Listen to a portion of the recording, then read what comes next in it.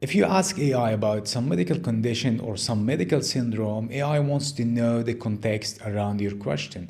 Are you a mother worried about your child, or you're a doctor trying to deepen your knowledge in the topic? Context play a major role in how AI is going to respond to you. In the first case, AI is going to be more generic and more conservative, and it will be biased toward giving you advices. In the second case, because AI knows that you're a doctor, it's going to go deep in explanations and perhaps suggest to you some articles or research. So if that small piece of information have changed the direction of the conversation, now imagine if you supply the AI with the necessary information. Chances are the responses you are going to get from the AI will be very specific, and it will be tailored to match your context, your very specific use case. I want you to think about the MCP as the fundamental principle that AI pushes people to follow by providing as much comprehensive information to the AI model as possible. So I'm going to tell you how you can apply the MCP principle by using 4 methods. But before that, I want to give you brief information about what was AI before devising the MCP. So when AI started, it was stateless, which means if you ask AI a question and it responds to you, if you follow up with another question, AI will not recognize what you're talking about. Imagine if you meet a friend, and every time you meet your friend, you both have a fresh memory. You don't remember the mutual situations, mutual conversations. That will be very absurd. Now, AI is moving toward contextual conversation or contextual AI. That means the conversation will work like layers. Each time you speak with the AI is going to store information about you, and it will use this information in order to serve you properly and understand you properly. This works like social media algorithm. If you open your Facebook feeds, you're gonna find all the posts and videos are somehow revolve around some aspect of your life. It revolves around your hobbies, your preferences, your friends, your family. AI wants to do the same. The only difference is social media apps use your behavior, your actions inside their app to conclude information about you. Their machine learning uses these actions when you like a post or you follow a page. They use this information to create a profile or a context around you. AI is doing the same, but they're going to use different methods, and I will show you the methods you can use to apply the MCP. So I'm gonna open this image. The first thing you can do to provide more context to the AI is through the prompt. So every time when you're going to ask AI a question, you have to brief the AI about the context around the question. So if for example, you're going to ask the AI to generate some code for you, like if you want AI to give you code for playing a video, you'll need to provide the AI model about which programming language you are using, which framework, and so on. And the good news, you'll need to provide this information only once, and as long as you are in the conversation, these information are going to persist. The AI is going to keep going back to the previous conversations to elicit information about your requests. But the bad news is once you close the conversation and open new one, these information are going to be lost. But again, the good news is today Gemini has created they have something new. They have on the left tab, as you can see, they store the previous conversations. So if you close the conversation, you can go back to the conversation later. And once you open the conversation, the AI model is going to use the previous messages. They're going to use the conversation itself as the context. The next method is the document upload. You can, if you have a documentation for your project, you can upload it inside the model. You have the option to upload file, but also in the modern IDEs like Cursor and the modern version of Visual Code, you can also add the context. You can click, as you can see, you can click on the button add context, and you can choose any file you want. You can use you can also like choose some documentation or something. The next method is the custom instructions. Let me show you the custom instructions. You go into the settings of the AI model. But before I go, let me show you a live example. I have here, I asked the AI question like, I want code to play a video in React Native. I didn't tell the AI which library I'm using, which I didn't give enough information, or I didn't give enough context. Now AI has sent me a random code based on random library.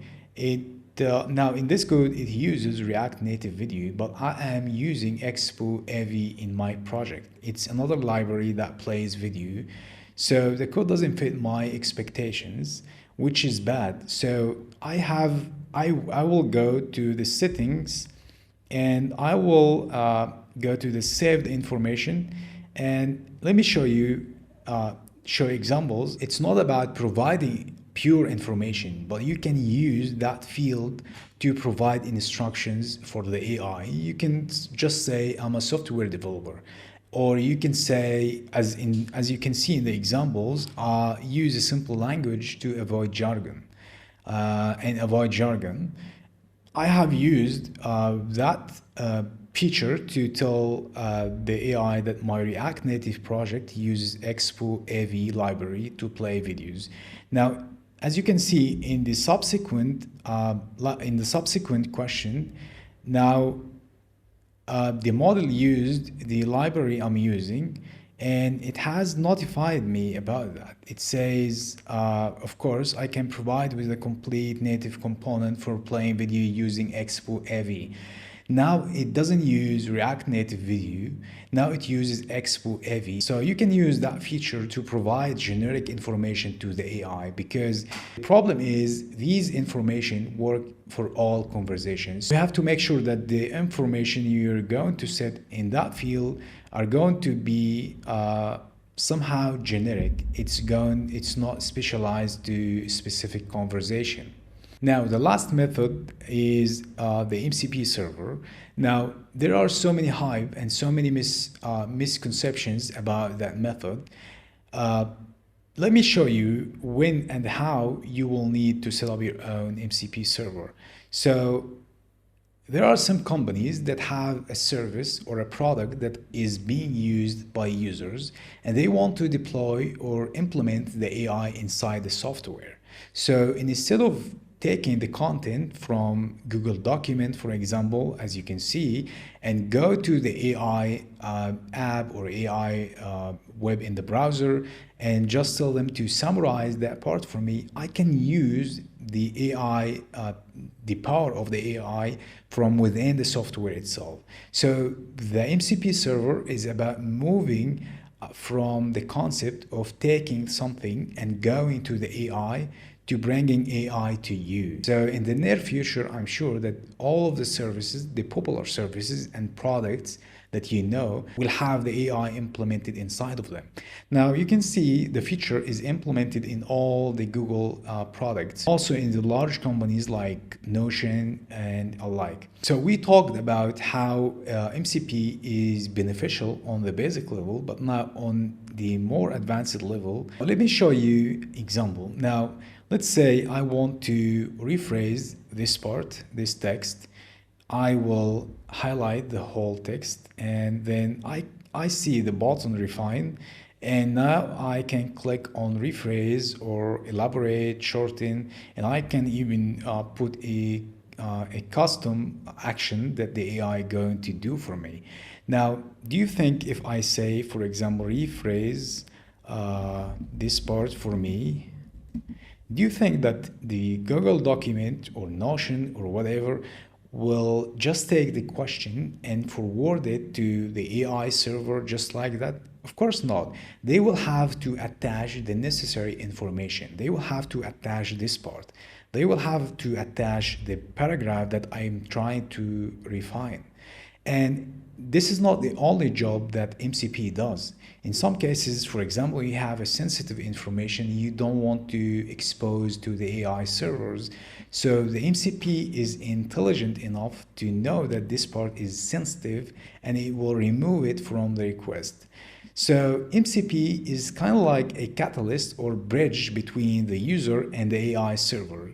So if you have a service that is being used by users, and you want to implement the AI inside your software or inside your product, you will have to create an MCP server that will handle the request that the user says, and it will try to find the necessary information that is related to that question that the user has typed, and it will attach this part, the necessary information, with the question, and it will forward it to the AI servers.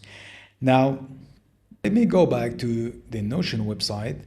They also have implemented the AI. And in order to implement AI, let's say you are one of the founders of Notion and you want to implement AI, like ask AI to, you can use AI tools inside the software, inside the app itself, without having to take the content as a copy and paste it in the AI model and ask AI to do certain things. You will have to set up your own MCP server. And again, MCP server do lots of jobs. For example, if you have like hundreds of files on Notion, MCP server only takes those files that are relevant to your request, and it will attach it to the request. It doesn't take everything because MCP server still uses AI. It's not the language model, it's not the Gemini or ChatGPT, but it still uses AI functionality to find out which file is relevant to your request before forwarding it to the AI, the language model servers like Gemini and ChatGPT. So this is the last and the final takeaway you have to take out of the video.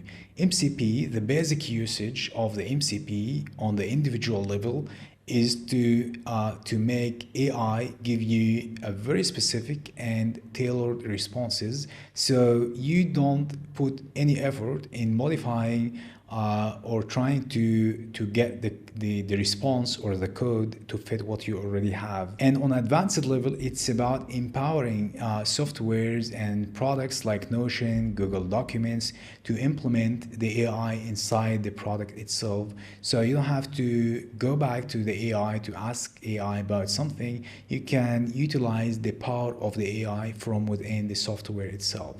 That was MCP. Thank you very much for watching the video.